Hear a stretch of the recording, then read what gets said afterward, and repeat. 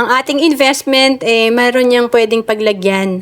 Depende sa goal natin. So, halimbawa, ang goal natin, pang emergency, kaya ito ay immediate dapat, anytime pwedeng makuha yung ating savings, kaya dapat liquid to, pwede natin ilagay sa savings account. And kung ang goal naman natin pang repair sa bahay and then short term lang yung duration niya, dapat ito ay liquid kasi kukunin din agad natin. So pwede natin ilagay sa mutual fund like bond fund, yung safe na investment. And education naman, dahil medium term to, ang goal natin, magkaroon ng growth yung pera natin, tsaka liquid din kasi gagamitin din natin pampaaral. So pwede natin ilagay sa balance fund na type ng mutual fund. And kung pang retirement naman, dahil matagal pa to or long term, dapat mataas din ang kinikita nito para mas ma-hit natin yung goal natin. And pwede natin ilagay sa equity fund or stocks na type ng investment. And kung para naman sa protection, long term, pang ating retirement, dapat guarantee ito. And pwede natin ilagay sa insurance and healthcare. At kung naghahanap ka kung saan ka ba pwedeng magsimula mag-ipon at mag-invest at kung para sa iyong retirement, kung long term pa, pwede ka magsimula sa Kaiser na ito rin yung sinimulan kong savings program noong 2012.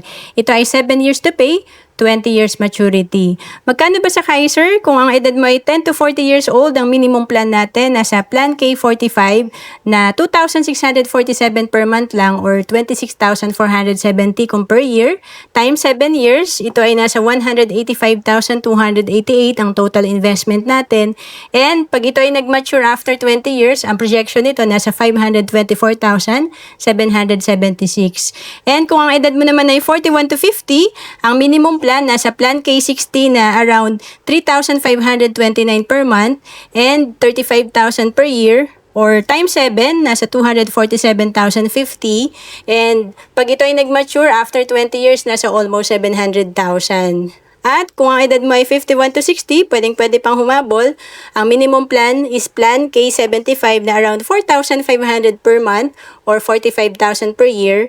Ito ay nasa 308,813 ang total investment natin and pag ito ay nag-mature, nasa 875,000 ang projection. Ang Kaiser ay 3-in-1 na kaya tinatawag namin na level 1 investing. Dito tatlo na yung meron ka, healthcare, life insurance at investment. Again, ito ay 7 years to pay, 20 years maturity. At kung OFW ka, pwede ka sa Kaiser. We have online application. To know more about Kaiser, message mo lang ako sa Facebook, Roan Celis Capistrano, or email me at roan.capistrano@gmail.com.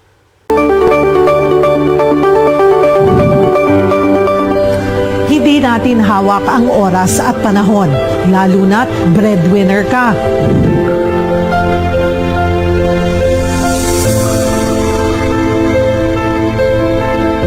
Paano kung magkasakit? Paano kung agad tayong kunin ni Lord? O kaya naman, tumanda na walang ipon?